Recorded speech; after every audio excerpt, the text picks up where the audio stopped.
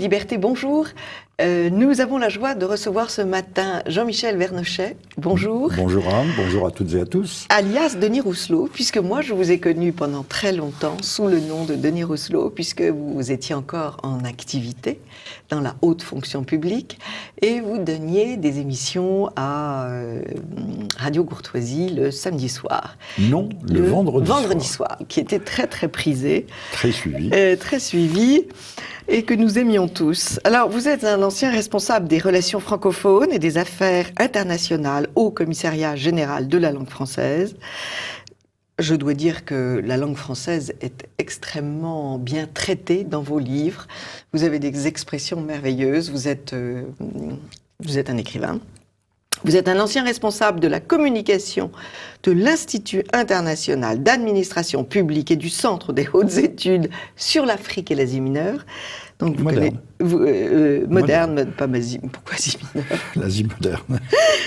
Et donc vous connaissez un peu l'Afrique et vous êtes un ancien reporter, grand reporter au Figaro Magazine. Et porte-parole national du RIC à l'occasion de la campagne des élections européennes de 2009. Le RIC était à ce moment-là... Le Rassemblement pour l'initiative citoyenne. Déjà, oui. Déjà. Ou le référendum pour l'initiative citoyenne, on utilisait le mot de rassemblement indifféremment. D'ailleurs, c'est le moment de rendre hommage à Yvan Blot. C'est Yvan Blot qui a été l'un des premiers à... Henri de Lesquen a dû être l'un des premiers à défendre, et Yvan Blot a publié un livre sur la question, mais postérieurement à 2009. D'accord. Donc il a repris le flambeau, si l'on peut dire. Vous avez publié récemment 3 livres importants. L'imposture, la décomposition planifiée de l'État souverain, chez Contre-Culture. Un livre sur mai 68, Apopsix ou... Non, Sigeste. Sigeste, l'ami Sigeste. Et enfin, Les Gilets jaunes, l'insurrection civique, les racines de la colère, chez Apopsix, édition. Alors, l'émission sur mai 68, chers amis de TV Liberté, vous pouvez l'entendre sur Radio Liberté. Je rappelle qu'il y a une radio TV Liberté sur laquelle je reçois beaucoup d'écrivains, dont vous, Jean-Michel Vernochet. Et je rappelle aussi que l'on peut acheter des petites radios maintenant qui attrapent la Wi-Fi de la maison. Et donc, on n'est pas obligé d'ouvrir son ordinateur. Aujourd'hui, nous parlerons de l'imposture, la décomposition planifiée de l'État souverain, puis les Gilets jaunes.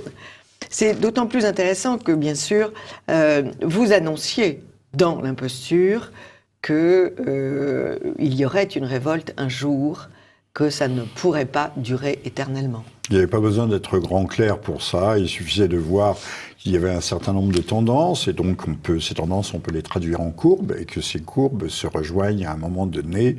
C'est de la mathématique tout à fait élémentaire. À un moment donné, les nuages s'accumulent et les éclairs finissent par craquer. D'ailleurs, il y avait eu des répétitions. La manifestation pour tous, qui était transcourant, transclasse sociale, transclasse d'âge, était tout à fait annonciatrice. Et le gouvernement a pensé... l'a traité par le mépris. Mais pire que par le mépris, par le gazage, la matraque, le cas échéant. Il y avait eu, souvenez-vous, puisqu'on parlait de référendum d'initiative citoyenne, en 2008, lorsqu'il y a une modification de la Constitution, M. Sarkozy introduit le référendum d'initiative partagée. La Manif pour tous recueille 700 000 signatures qui sont transmises, apportées au Conseil économique, social et environnemental. Et tout est classement direct et vertical, c'est-à-dire tout part à la poubelle, puisque 700 000 signatures, ce n'est rien, et que de toute façon, à l'arrivée, les parlementaires auraient pu décider que tout ça était nul et non avenu, et rayer toute la procédure et la démarche. C'est pour ça que ce référendum d'initiative partagée était là déjà une véritable imposture. C'est d'où la nécessité de la manifestation. Vous me citiez juste à l'instant une phrase de Flaubert. Voilà, Flaubert disait de la politique, je ne retiens qu'une chose, l'émeute. Puis vous citez saint Thomas d'Aquin, l'élimination physique de la bête, avec une majuscule, est bien vue par Dieu si grâce à elle on libère un peuple. C'est quand même une justification parfaite de l'émeute. Et puis vous nous donnez aussi, dans ce dernier chapitre, légitimité de l'insurrection, quelques éléments de la Déclaration des droits de l'homme et du citoyen du 26 août 1789. C'est vrai que je ne la lis pas très souvent, cette Déclaration des droits. Mais en fait, il y a marqué... Oui, mais vous savez bien qu'elle n'entraîne que ceux qui l'écoutent, cette déclaration, pas ceux qui l'ont écrite. Le but de toute association politique est la conservation des droits naturels et imprescriptibles de l'homme. Ces droits sont la liberté, la propriété, la sûreté et la résistance à l'oppression. Cet article 2... Que reste-t-il aussi de la propriété de nos jours? Rien. Puisque la propriété, on veut nous taxer, par exemple, nous faire payer un loyer sur le loyer fictif que nous ne payons pas en étant propriétaire. Oui. Mais on paye pour acquérir, on paye chaque année, taxe d'habitation, taxe foncière, on paye pour transmettre. Que reste-t-il de la propriété? Mais la propriété n'existe pas. Rien du tout. Sauf la propriété fluide, liquide, de la fortune, anonyme et vagabonde. La sûreté, il n'en reste pas beaucoup non plus. Les cambriolages explosent partout. La liberté, c'est très restreinte, puisque nous n'avons plus la liberté de penser ce que nous avons envie de penser. Et il ne faut pas dire, par exemple, que Paris est devenu une véritable cour des miracles. Non. Surtout pas. Et ne le dites pas. Et je ne le dirai pas. Et l'article 35, qui justifie, là aussi, l'insurrection, quand le gouvernement viole les droits du peuple, l'insurrection est, pour le peuple et pour chaque portion du peuple, le plus sacré des droits et le plus indispensable des devoirs. C'est amusant comme cette déclaration est utilisable... Écoutez, il y a du bon et du mauvais. Des gens voudront tout rejeter, de la gueuse, tout ce qui vient de la gueuse, mais il faudrait rejeter le système métrique, il faudrait rejeter l'orthographe, c'est d'ailleurs ce qu'on est en train de faire. Parce que vous parliez de la langue française, et vous me flattiez en disant que j'étais un écrivain. Ça m'est allé droit au cœur. Je sais bien, mais c'est vrai. Mais la langue française est moribonde. Elle est en train de devenir véritablement une langue morte. Oui, puis Alors ne lisez pas mes livres, surtout ne les lisez pas parce que vous risqueriez de lire du français. Oui, mais ça fait justement partie du plaisir de vous lire, parce que, bon, les livres sur la décomposition de la France, si vous voulez, il en sort des paquets. Ah, mais il n'y a que ça. Alors, le sujet est sinistre, il faut bien le dire. Si en plus il faut se taper une écriture lourde et pesante, alors là, non. Et puis il faut sortir de la géniardise, il faut comprendre quelles sont véritablement les racines du mal, les racines de la colère, il faut trouver des mots pour le dire, et démonter la machine infernale qui nous broie. Alors, je continue dans vos citations parce qu'elles me réjouissent infiniment. Vous citez là, nous sommes dans l'imposture. Et là, nous revenons dans l'imposture. La démocratie est le terme ultime de la décomposition de l'État. C'est Nietzsche. Oui, je ne suis pas... Alors, on le suit quand il dit « Dieu est mort », ça, tout le monde le suit, gaillardement. Mais ça, on ne le suit pas dans ces cas-là. Mais là, quand il dit ça, non, on le cite pas. Et Georges Bernard Shaw, qui est toujours génial. Je ne savais pas qu'il était mort en 1950. C'est pas vieux. Non. On était là. La démocratie est une forme de gouvernement qui conduit, grâce à l'élection d'incompétents par la masse, au gouvernement d'une minorité de corrompus. C'est quand même fabuleux. C'est tout à fait élégant. C'est très anglais. L'élection d'incompétents par la masse au gouvernement d'une minorité de corrompus. Nous le voyons tous les jours, nous le vérifions. Et puis une autre citation merveilleuse de Gustave Thibon que je vous laisse, chers amis de TV Liberté, découvrir parce qu'elle est pas mal non plus. Alors justement, la décomposition, vous la décrivez, mais vous allez chercher les causes de cette décomposition. Quelle première cause, qu'est-ce que vous donneriez comme première cause? Je n'ose pas le dire, mais je pense qu'il y a un affaissement et un abaissement intellectuel profond. Alors, on peut imputer les séries télévisuelles, enfin... l'enseignement L'enseignement. L'enseignement, mais tout cela va de pair. Hein, je ne vais pas accuser les smartphones ou je ne sais quoi, les tablettes. Mais pour moi, la véritable cause, elle est terriblement insidieuse, c'est la déspiritualisation. La désintellectualisation, la déculturation accompagne la déspiritualisation d'un peuple. La spiritualité, c'est ce qui donne une sorte de colonne vertébrale à l'âme morale, et l'homme s'affaisse. C'est plus une créature verticale. C'est-à-dire, elle n'est plus tirée vers la transcendance, c'est-à-dire tirée vers le haut. Elle devient strictement horizontale. Nous devenons des rampants, en quelque sorte. Alors, ça peut paraître étrange. J'aime bien votre sens de la métaphore. On voit tout de suite l'homme qui rampe. Mais, alors, on pourrait me dire, les causes, tout le monde va aller chercher les causes matérielles, mais les causes, ultimement, elles sont spirituelles. Les guerres qu'on nous mène sont des guerres de l'esprit, en permanence. Absolument. On peut peut-être lâcher le mot désacralisation. Il n'y a plus rien de sacré. Oui, il n'y a plus rien de sacré, oui. Plus rien. Surtout pas la télévision. Ma bête noire, la télévision, je ne dis pas de mal de la télévision en soi, c'est la langue d'Ésope. On peut lui faire dire ou lui faire faire le pire ou le meilleur. Non, mais la télévision, c'est un miroir. C'est un miroir. C'est un miroir, oui. N'oubliez pas, autrefois... Comme les romans. Être, c'était percevoir, et c'est percipi, puis être, c'est devenu, et c'est est percipi, être, c'est être perçu, et maintenant, être, c'est se percevoir, notamment dans le miroir, dans le spéculum de la télévision. Oui. Le narcissisme est certainement ce qui est normal. À partir du moment où on n'est plus... Tout le monde se met son selfie devant le museau. Tout le monde se met son selfie devant le museau. Devant le museau, ça c'est tragique de voir... Ah oui, c'est pas dramatique, c'est tragique. Nous vivons une tragédie.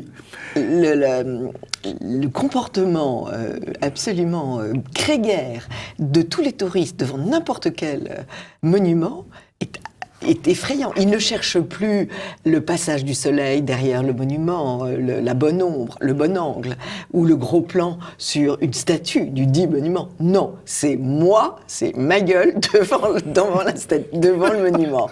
Là, on est effarés, quoi. Et malheureusement, c'est pas un phénomène français, c'est tout à fait planétaire. Alors nous en sortirons-nous? Parce que le hérisson, on peut regarder, d'ailleurs il n'y a plus de hérissons, ils n'ont toujours pas appris à traverser. Ces imbéciles de hérissons se mettent en boule au milieu de la route, et nous, on fait des selfies.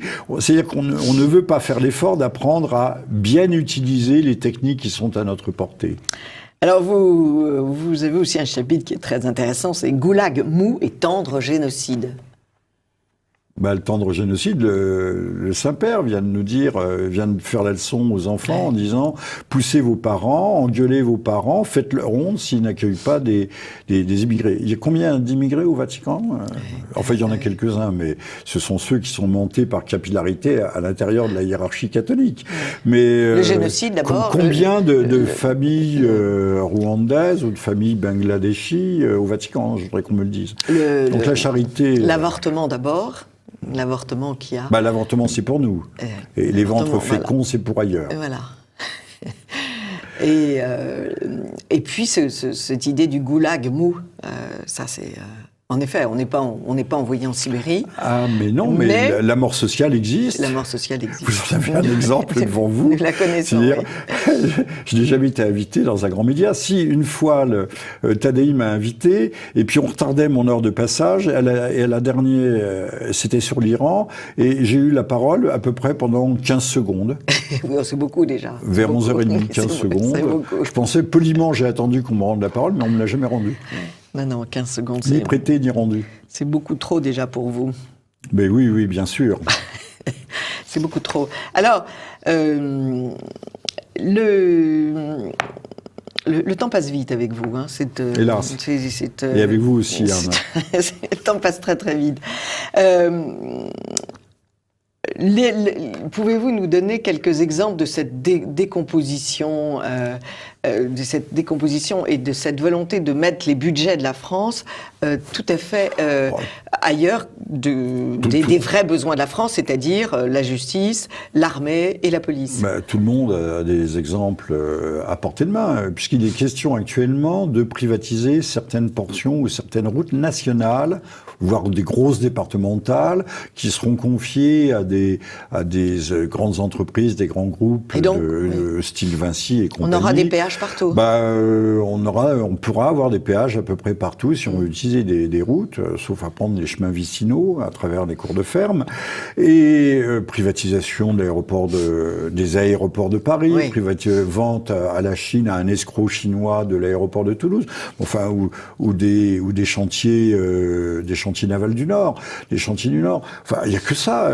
Ça, c'est la dislocation de la banquise française. Le réchauffement climatique, c'est pas seulement là-bas dans l'Arctique. Et les derniers des ours, c'est nous aussi. Maintenant, on va passer de bloc de glace en bloc de glace. Bon, ça, c'est pour la. Mais regardez, le Conseil de sécurité. L'Allemagne fait partie, vous savez, c'est une participation tournante au Conseil de sécurité des Nations Unies. Mais là, elle va être associée à la France. La France qui voudrait que le siège permanent passe de ses propres mains à celle de l'Union européenne, mais qui n'existe pas en tant qu'État. Alors, je ne sais pas très bien comment on pourrait le faire. Là, notre futur Premier ministre, peut-être, qui est l'actuel ministre de la Défense, vient de participer à un Conseil des ministres en Allemagne. Donc, on est en train de faire ce que monsieur le chancelier Hitler n'est pas parvenu à faire une réunion et une fusion.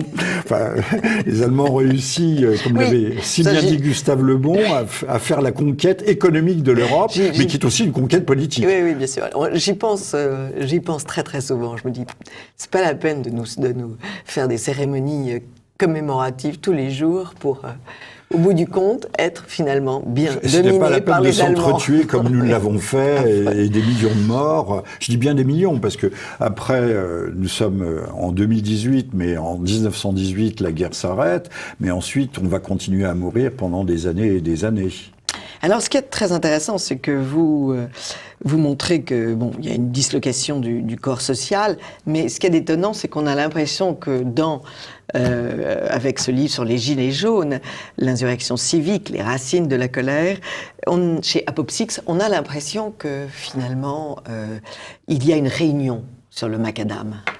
On a l'impression... Il y a des gens qui viennent de partout. Il y a des revendications contre les radars, et c'est évident, mais les radars, on va nous mettre des super radars. Oui, il y en a plus haut d'ici 2020, on en aura 1200, et qui prennent sur 200 mètres de profondeur, sur 20 ou 30 ou 40 mètres de large, même le visage, savoir si vous téléphonez au volant, si vous avez votre ceinture, tout sera un Big Brother. Donc ces malheureux Gilets jaunes et ce pitoyable grand débat nous dit qu'il y aura moins de contraintes, moins de tracasseries, mais on va en avoir encore plus. Vous savez très bien comme moi que le fuel actuellement est plus cher que l'essence, ou en passe d'être plus cher que l'essence. Bon, donc tout ça, c'est une vaste imposture, c'est ce que nous disions. On a essayé de calmer le jeu, on a essayé de gagner du temps.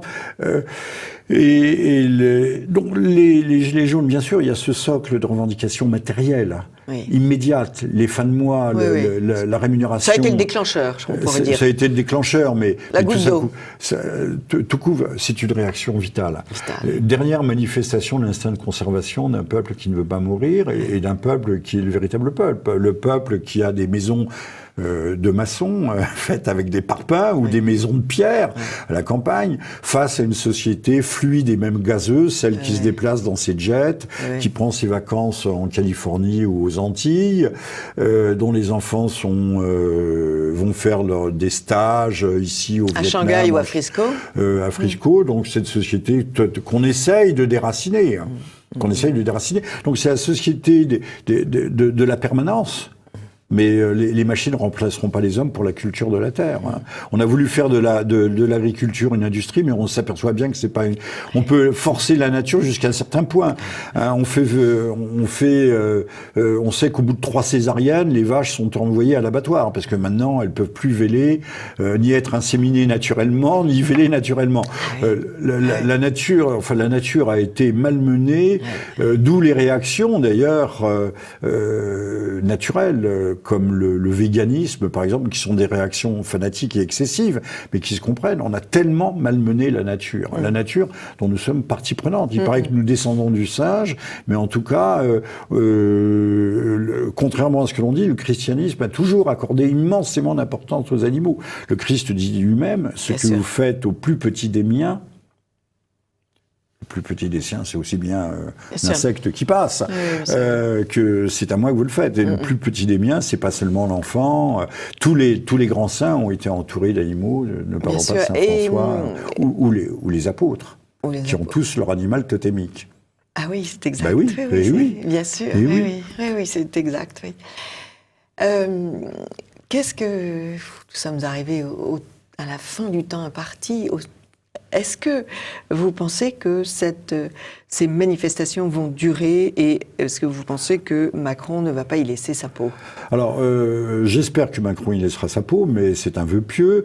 Les Black Blocs ont bien fait leur travail en discréditant le mouvement des Gilets jaunes. C'est semaine après semaine, on en a remis une couche. Bravo. Ces gens-là qu'on n'a jamais arrêtés. Hein, on sait pas. Jamais. Alors qu'ils arrivent de Belgique, d'Italie, d'Allemagne, de tous les coins de l'Europe, qui sont parfaitement et qu'on n'a jamais arrêté sur les Champs-Élysées quand ils caillassaient des façades. Ils peuvent casser Bulgarie, mais pour écouler les bijoux de Bulgarie, il faut de véritables réseaux professionnels, voire des réseaux étatiques. Parce que les pierres ont beau se retailler, ça ne se retaille pas comme ça. Et donc ils ont parfaitement fait leur travail pour discréditer, mais le problème de fond reste. Et je ne parle pas seulement du fuel ou des radars ou du 80 km/h. C'est le refus généralisé. Le refus généralisé. Macron, il faut lui reconnaître cette lucidité, parce que c'est un homme c'est un virtuose du baratin, un virtuose du boniment, mais il sait parfaitement ce qu'il fait. Il nous l'a dit, je crois que c'était dans le discours du 10 décembre, il y a 40 années de malaise. 40 années de malaise, oui, 80, quand le socialiste arrive au pouvoir, pille les caisses, vide les caisses de l'État et mettent les petits copains, c'est les copains et les coquins à la puissance 1000. Et 40 années de malaise, et il nous dit aussi dans ses vœux le 31 décembre que l'hypercapitalisme ou l'économie virtuelle, financiarisée, n'est pas forcément appelée à durer éternellement, ce qui veut dire qu'il est lucide. Mais M. Macron a un cahier des charges. Il le remplit, il le remplira jusqu'au bout, sachant qu'il ne sera pas réélu. Mais vous savez comme moi qu'il espère peut-être prendre la main sur l'Europe, détruire la France pour mieux gouverner l'Europe. Prendre la tête de l'Europe, absolument. Cet endroit magique que nous avons visité il y a 15 jours et ce Parlement qui nous a vraiment fait froid dans le dos. Vous savez qu'à gauche de l'entrée du Parlement, il y a une statue, la statue de la liberté de Bartholdi, mais la plus moderne, plus hiératique. Giacometti. Hein. Et plus mince. Et elle tient en l'air non un flambeau, mais un euro. Lisez Jean-Michel Vernochet, vous ne vous ennuierez pas une seconde, c'est extrêmement profond et léger à la fois, c'est plein d'humour, c'est très bien écrit.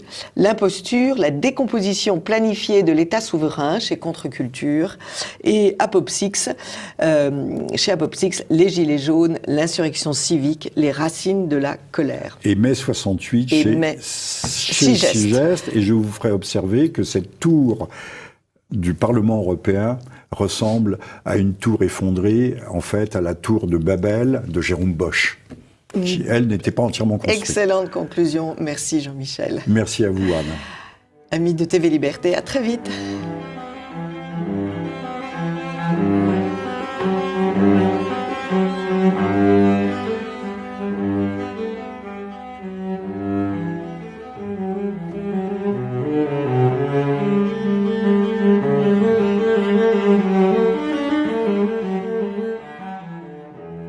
Amis de TV Liberté, bonjour. Pour cette rubrique artistique, nous avons invité quelqu'un que vous connaissez bien, Christian Combaz. Bonjour Christian. Bonjour. Parce qu'à Campagnol, il ne fait pas qu'aller au café, il fait des sculptures. Parce que de tout temps, il a sculpté. Il a fait une école des beaux-arts. Racontez-nous tout cela. C'est une vocation un peu innée. À 15 ans, j'adorais déjà modeler la terre glaise que j'allais chercher dans la nature. J'ai fait beaucoup de portraits de chiens d'amis, ensuite de grands-pères d'amis, dans les châteaux où j'étais parfois invité, puisque j'ai fait les écoles chrétiennes, aux vacances de Pâques, à titre de cadeau d'adieu, je faisais un portrait de la maison. Bien élevé, petit garçon. En tout cas, c'était à la fois aussi un plaisir, notamment en Normandie, où il y a beaucoup de terre glaise dans la nature, mais parfois j'en achetais. Ouais. Et donc j'ai fait les Beaux-Arts en même temps que Sciences Po à l'âge de 20 ans. À Paris ? À Paris, ouais. Parce que c'était très, très proche, rue Saint-Guillaume. Et j'ai fait les Beaux-Arts en sculpture, ce qui était assez salissant, ce qui voulait dire que j'arrivais en cours à Sciences Po maculé, et parfois j'arrivais aussi aux Beaux-Arts cravaté, ce qui était encore plus scandaleux. Voilà. Et donc, mais vous aimez aimez. J'ai toujours fait ça, ça m'a toujours beaucoup plu. Et alors, pour résumer, parce que c'est l'objet de notre rencontre, si j'ai bien compris, il y a eu c'est pas un blanc, j'en ai toujours fait, même de la pierre, même du marbre, mais évidemment c'est très long. Et j'habitais à la campagne, donc c'était faisable, mais j'étais très long, puis j'étais paresseux. Et en plus, c'était pas ma première vocation. Donc, quand il s'est agi de tailler la pierre, je l'ai peu fait. Le modelage un peu plus. Et là est arrivé, il y a une dizaine d'années, la modélisation, le modelage sur Internet, enfin pas sur Internet, sur ordinateur. Ouais. Et j'ai été l'un des premiers acquéreurs, il y a 10-12 ans, d'un programme auquel personne ne croyait à l'époque, qui s'appelait ZBrush, que j'ai acheté en 2005, quelque chose comme ça, à sa sortie, et qui était un programme qui imitait ce qu'ils appellent natural media, la matière naturelle, à la souris. Alors à l'époque, les ordinateurs étaient peu puissants et les écrans étaient pas très grands, etc. Mais je me suis quand même obligé à apprendre le maniement de ce programme à la souris et à la tablette graphique. Et j'ai retrouvé à peu près la même souplesse que lorsque je faisais ça sur un coin de table avec de la terre glaise. Et il y a eu un bonheur supplémentaire, dont nous allons parler aussi, j'imagine, qui est l'irruption de l'impression 3D. Parce que jusqu'à présent, c'était relativement frustrant, puisque vous fabriquiez un personnage qui n'existait pas. Qu'il n'y avait que sur l'image. Et qu'il n'y avait que sur l'image. Alors, dans le meilleur des cas, c'était Shrek, c'est-à-dire que vous pouviez en faire plein de gravures, de représentations illustrées, de posters, mais il n'y avait pas de traduction dans le plastique ou dans le marbre. Le marbre, ça reste encore à faire. Mais le plastique, ça y est, c'est fait. Depuis 3, 4, 5 ans, 3 ans, 2 ans dans mon cas, j'ai acheté 3 machines et j'imprime des objets même usuels pour mes amis.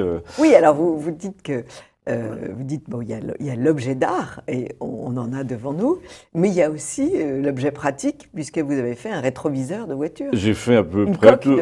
En fait, j'ai fait tout ce qu'on m'a demandé, mais parce que les gens, au début, n'y croient pas, ils se demandent comment ça s'agence, etc. Vous avez ce résultat entre les mains, qui est un résultat très léger, trop léger.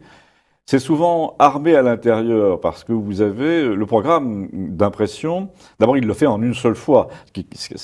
Comparé à ce que j'ai connu comme étudiant modeleur, c'est invraisemblable. C'est-à-dire que pour ce personnage-ci, par exemple, qui est relativement complexe, de penser que les mains croisées, tout ça, est imprimé en une seule fois, au lieu des pièces de moule multiples qui étaient nécessaires autrefois, c'est quand même une révolution très amusante. Alors l'un des défauts de cette chose, c'est que c'est très léger.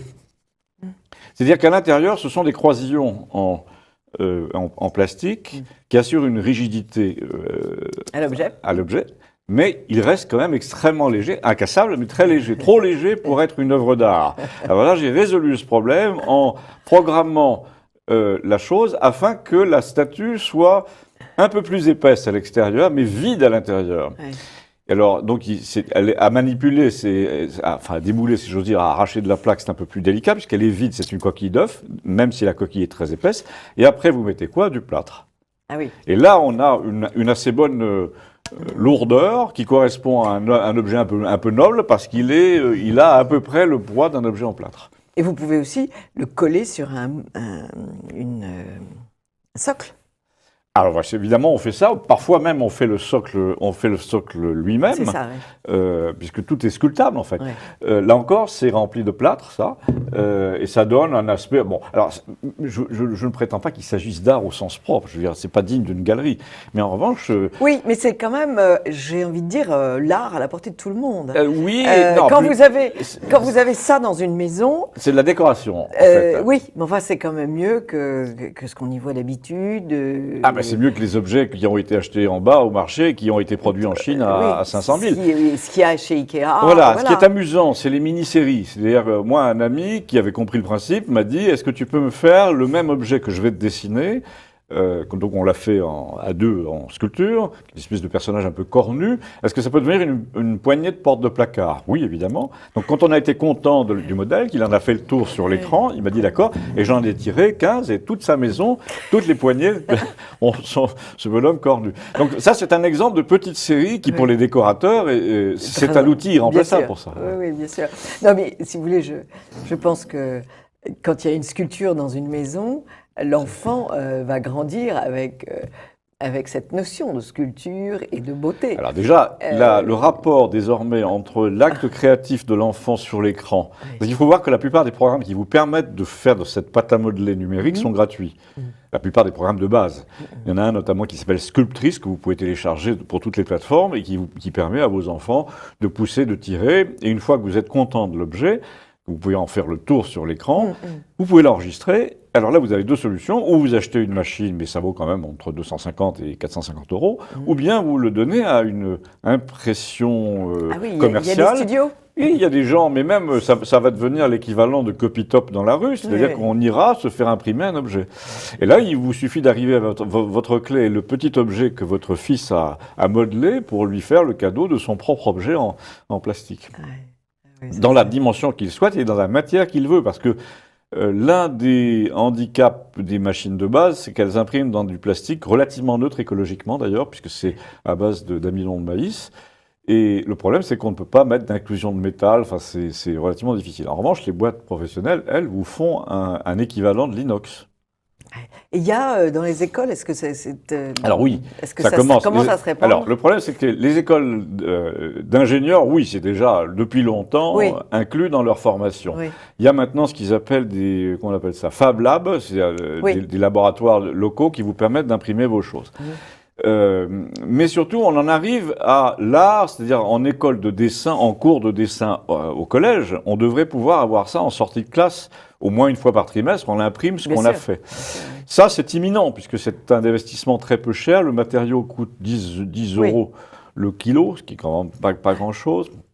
Donc, tout est prêt pour le grand saut. La chose qui est, malheureusement, dans tous les domaines, dans la culture européenne, et surtout mondiale, c'est que le niveau de culture exigible d'un jeune apprenti sculpteur est infiniment moindre que celui qu'il était en 1920.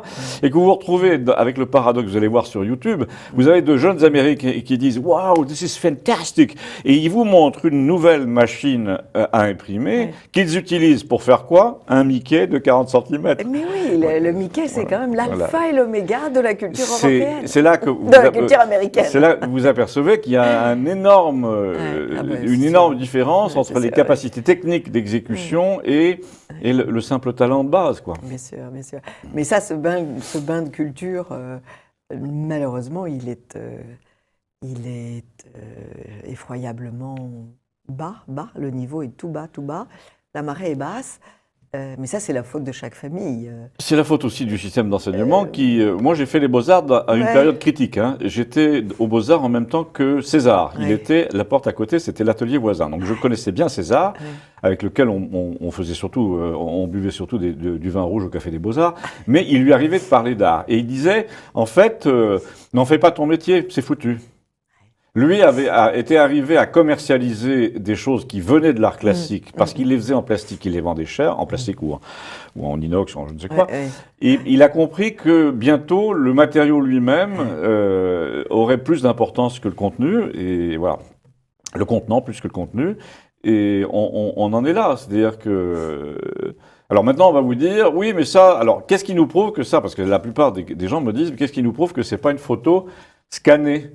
scannés en 3D. Oui, oui. Et effectivement, nous allons vers un autre dilemme, qui est celui d'une sculpture moulée par informatique, Oui. en courbe de niveau, et d'une sculpture réalisée. Vous n'obtiendrez jamais. Là, ce personnage a une personnage de sculpture classique, une tête de sculpture. Pardon. C'est celui qu'on voit d'ailleurs sur l'écran. Voilà, il a une tête de sculpture classique. Oui. Vous n'obtiendrez jamais un portrait photographique, c'est-à-dire un scanning en 3D, de la même qualité, que je dirais pas qualité, mais de la même Précision. non, c'est-à-dire, l'art est forcément une sorte de schématisation. Son expression, elle est plus agréable que celle qu'il avait au naturel. Magnifique. Donc c'est pour ça que je suis un artiste. Oui, C'est oui. parce que j'améliore un peu les modèles. Ils restent ressemblants, Oui, mais ils se trouvent mieux en sculpture. Et ça, vous ne l'obtiendrez jamais d'un scanner. Oui. Le scanner a un côté mortuaire. C'est un... Voilà.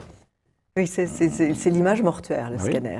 Oui, c'est le masque Oui, mortuaire. oui, c'est le masque mortuaire. Oui, D'ailleurs, on a eu ça aux Beaux-Arts. On a eu un couple complètement fou qui voulait le masque de chacun sur le gâteau de mariage et qui croyait qu'en rouvrant les yeux, ça donnerait un bon résultat. Mais c'était sinistre. Oui. Il le voulait en chocolat. Les deux visages mortuaires, même avec les yeux réouverts, c'était sinistre. Mais cela dit, j'ai envie de dire, il y aurait un marché. Garder l'image mortuaire de ses parents. Ça, c'est déjà complètement en route. Ça se fait C'est déjà complètement en route. Mais je Ouais. pense que les gens préfèrent avoir... Ou le visage voilà, vivant. parce que prenons le cas d'un chasseur, par exemple, un grand chasseur, vous le représentez en tant que sculpteur avec son fusil là comme ça. Oui. C'est mieux qu'une photo. Bien vous pouvez sûr, ouais, l'entourer de tous les objets qui lui sont Je familiers. pourrais vous donner une photo de mon père Ah bah oui. à la barre de son bateau. Je viens de le faire. Je viens de le faire pour un général qui Eh ben fumait voilà. la pipe.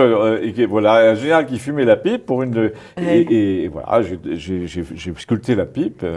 Mais ça va faire vous allez avoir beaucoup de travail. Non, parce que d'abord, j'en ai pas besoin, mais je vois très bien le parti que peuvent en tirer des jeunes gens qui chercheraient à fonder une start-up, parce que c'est très à la mode. Oui, Dans ça les s'appelle une entreprise Voilà, en dans français. les milieux un petit peu huppés, où on sait ce que c'est qu'un biscuit de Sèvres et un bronze de Bari et un bronze de Cheminée, eh bien, moi, ce que je suggère aux jeunes gens doués dans les deux domaines, c'est-à-dire sculpture et technologie, il faut adapter les modes de vie anciens aux exigences modernes, c'est-à-dire la rapidité déjà, et puis surtout le fait de pouvoir mettre le portrait de vos enfants dans une situation qui vous plaît, qui leur plaît, dans un faux bronze. C'est de la décoration pure, mais en même temps, c'est quand même mieux quelque chose acheté chez Ikea. Et donc là, on est dans les petites séries, je suis sûr qu'il y a un vrai marché. Voilà. Vous êtes un homme redoutable, Christian. Et alors, vous avez mis au point, j'ai envie de dire, un décor de scène.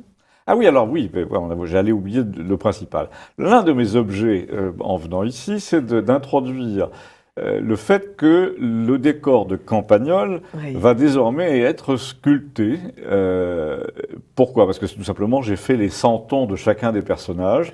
Ils sont à peu près au point, y compris le fameux Gustave, qui est un moustachu un peu anarchiste. Et donc voilà, maintenant, les décors seront des décors naturels ou adaptés, puisque j'ai reconstitué en 3 dimensions, en image de synthèse, le bar des Amis, qui est le bar de Campagnol. Donc on y verra des gens s'animer comme dans une crèche. Parce qu'ils vont bouger en plus. Ils vont bouger, car ce que je ne vous dis pas, c'est que ces nouvelles méthodes permettent de mettre de faux os, en fait, à l'intérieur des personnages. Quand je sculpte un personnage, il peut être armé, et il est armé jusqu'aux phalanges.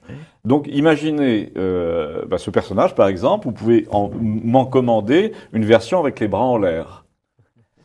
Alors que c'est une sculpture classique qui essaie de ressembler au Bernin, sauf que le Bernin n'animait pas ses marbres, tandis que moi, je peux vous faire presque une animation. C'est-à-dire qu'on peut faire un film où la statue s'anime.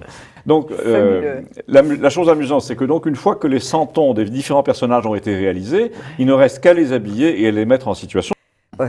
On vous écoute déjà avec bonheur, mais quand on verra les personnages derrière, ça va être très étonnant. C'est gentil, mais j'espère que normalement, ça devrait plaire, parce que les gens me disent toujours, mais est-ce que ces personnages existent, etc. Là, ils existeront un petit peu plus. Un petit peu plus, oui.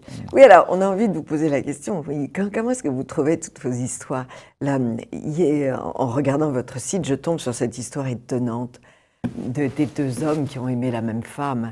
Ah oui, ça. Et cet homme qui finit par comprendre que voir son voisin lui fait du bien et qui accepte que son voisin... Bah oui, alors, en plus il y a un troisième épisode que je n'ai pas encore enregistré, que j'enregistrerai avec les personnages. Je peux même dire quel est son sujet, parce que je ne le révèle pas à la fin. Le fort des Halles, enfin, le plus fort des deux, se casse un bras. Ouais. Et donc là, il y a un renversement total. C'est l'incapable qui est obligé d'aider l'autre. Donc oui, il y a un aller-retour. Mais alors, comment vous faites vous avancez dans la vie, les yeux écarquillés, vous alors, écoutez, vous regardez. Je vois beaucoup de choses. Et là, j'ai inventé évidemment l'histoire du bras cassé parce qu'elle me paraissait tellement romanesque. Ce renversement des préséances dues au handicap, c'était assez beau. Mais je ne devrais pas le dire, parce que comme je raconte les choses comme si elles se sont réellement produites, en fait, pour ceux qui nous écoutent et qui nous regardent, je n'invente que très peu. J'invente 15, 20%, 15%. Je mélange beaucoup. Parce que souvent, une anecdote en elle-même n'a pas suffisamment de corps. Oui, vous l'enrichissez. Je l'enregistre d'une autre qui était comparable et je les mélange. Voilà. Parce que, bon, il se dégage une impression de vérité étonnante.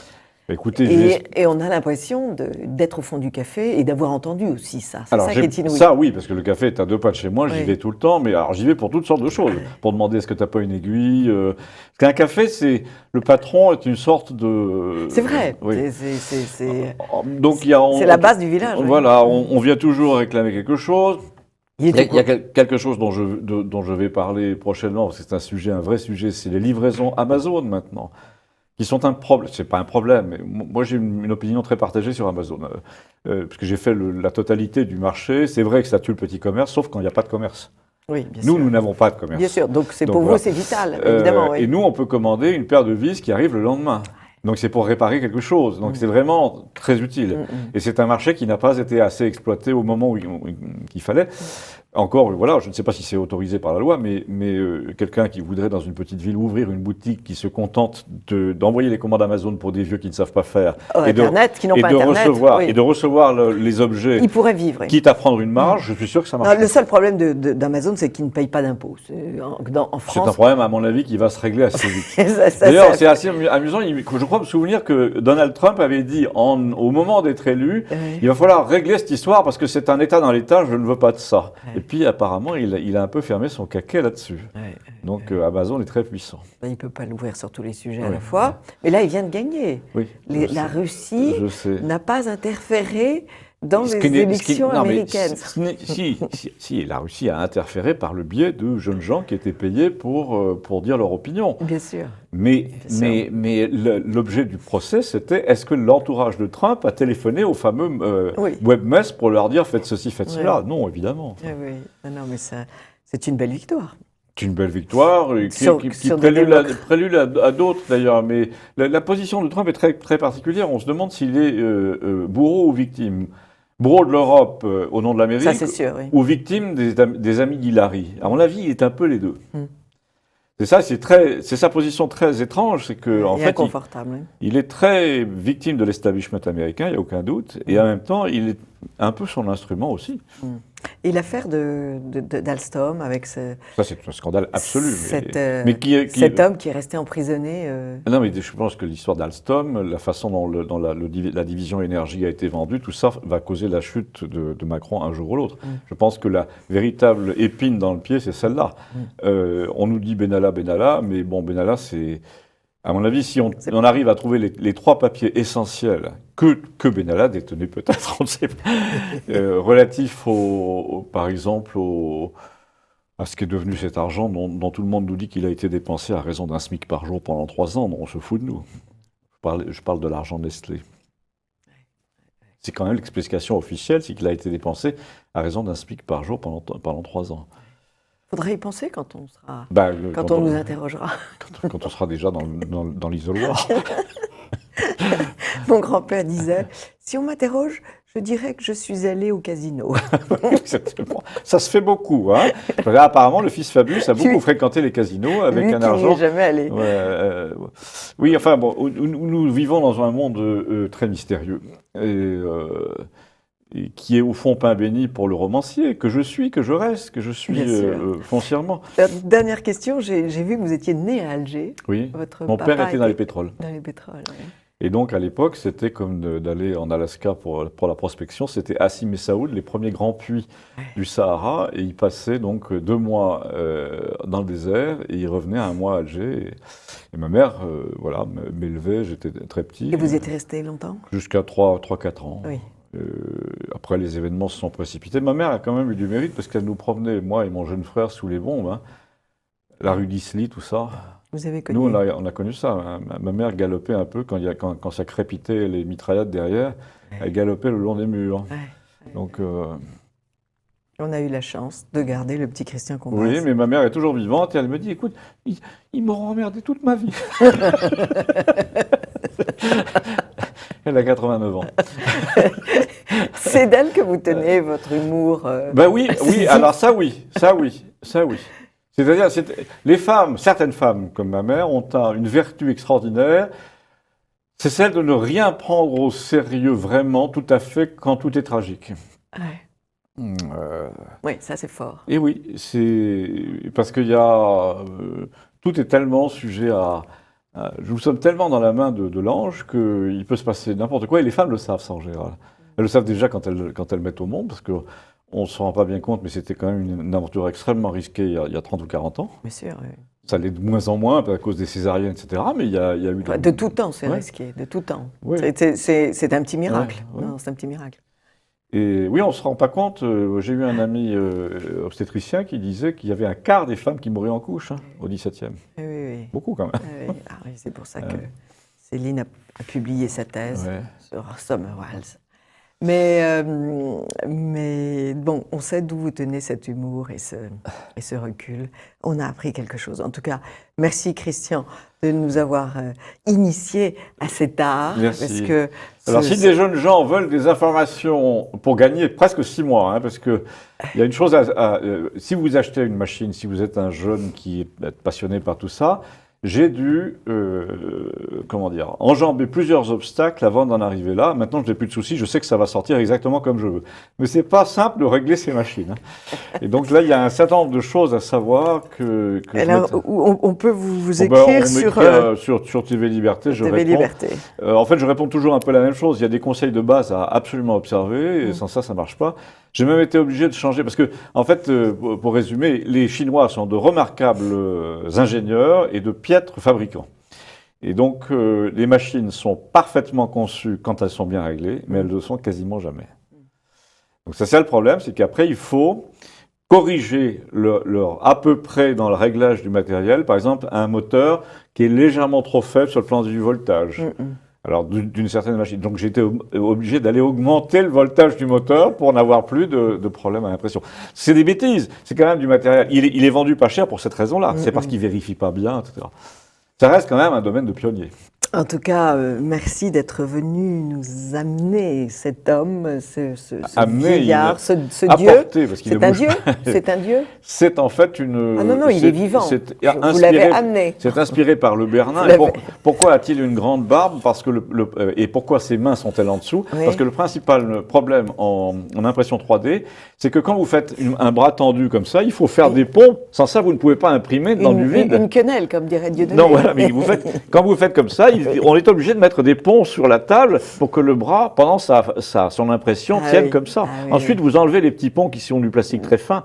Donc, quand vous faites une statue assez verticale comme celle-là, bien celle-là n'a pratiquement eu besoin d'aucun pont. D'accord. Elle a été faite, voilà. Et lui, il avait des ponts sous les bras, mais pas sous la barbe, puisque c'est un... Voilà. En tout cas, merci beaucoup, Christian, pour votre curiosité. Pour cette visite dans votre atelier. Merci. Et pour m'avoir permis, avec l'iconographie qui va suivre, de montrer comment sont faits ces personnages du futur campagnol. Du futur campagnol. Voilà. Merci beaucoup. Et alors, à ce soir. Merci. Au revoir, chers amis de TV Liberté.